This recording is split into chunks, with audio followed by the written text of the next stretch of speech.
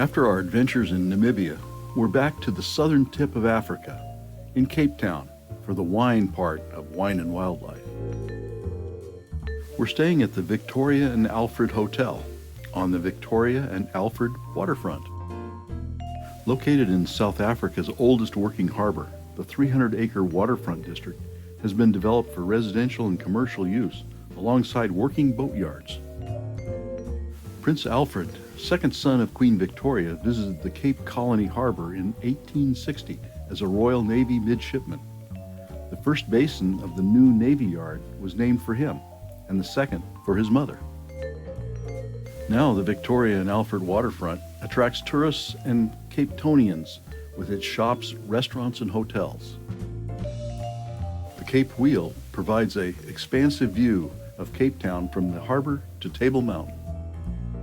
Throughout the city, there's an art sculpture fundraising effort called The Rhinos Are Coming, with money raised going to save South Africa's rhinos from extinction. Street performers add to the color and energy of the waterfront.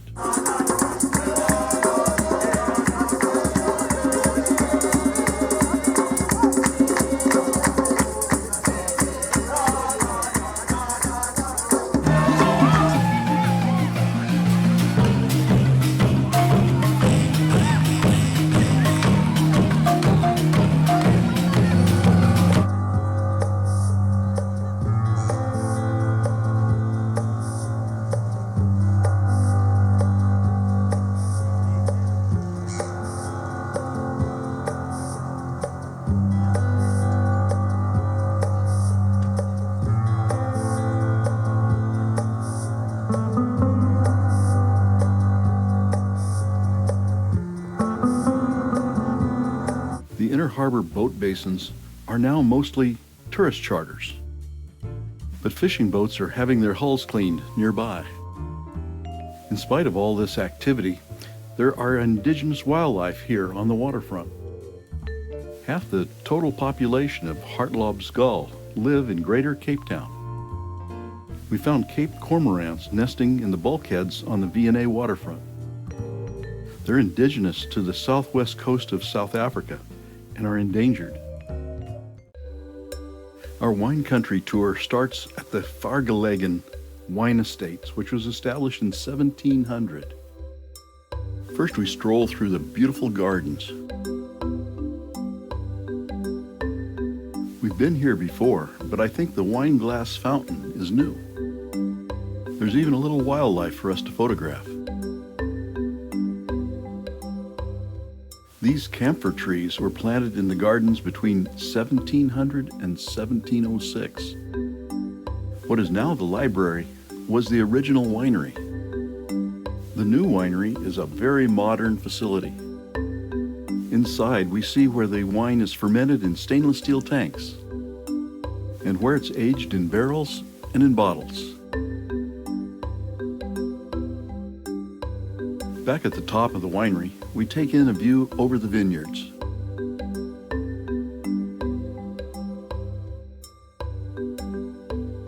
And then a walk back through the flowers.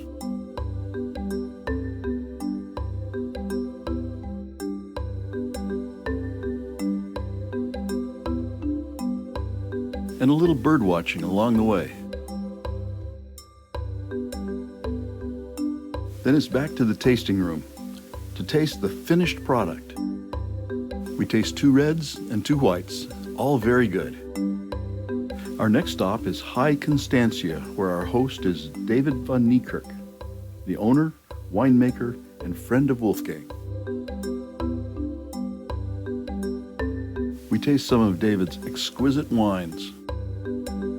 We enjoy a wonderful lunch, starting with a kudu carpaccio. The main course is a perfectly done lamb chop. To work off lunch, we go to the top of the hill that overlooks High Constantia's vineyards. Our next winery is Fairview.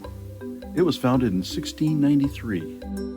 It's unique because it not only is a winery, but also a cheesery. Fairview boasts the largest commercial goat herd in Africa. So our wine tasting pairs 8 wines with cheese.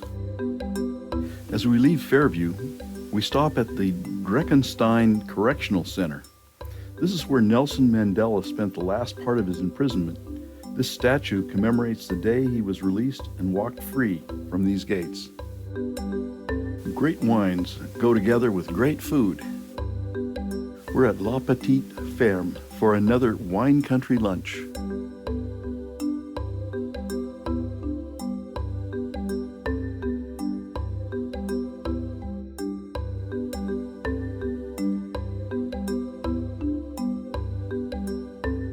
Our last winery is the Delaire Graff Estate in Stellenbosch. Not so much for its wines, but for its spectacular views and flower and sculpture gardens.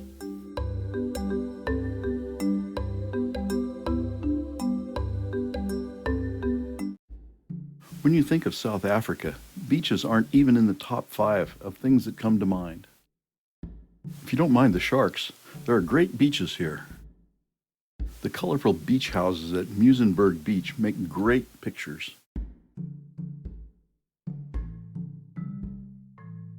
Haute Bay makes a great beach panorama.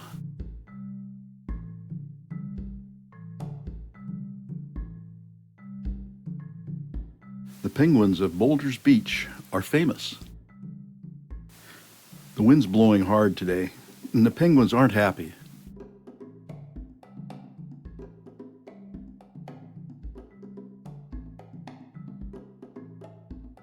And photographers don't like to have their gear sandblasted, so we don't stay long.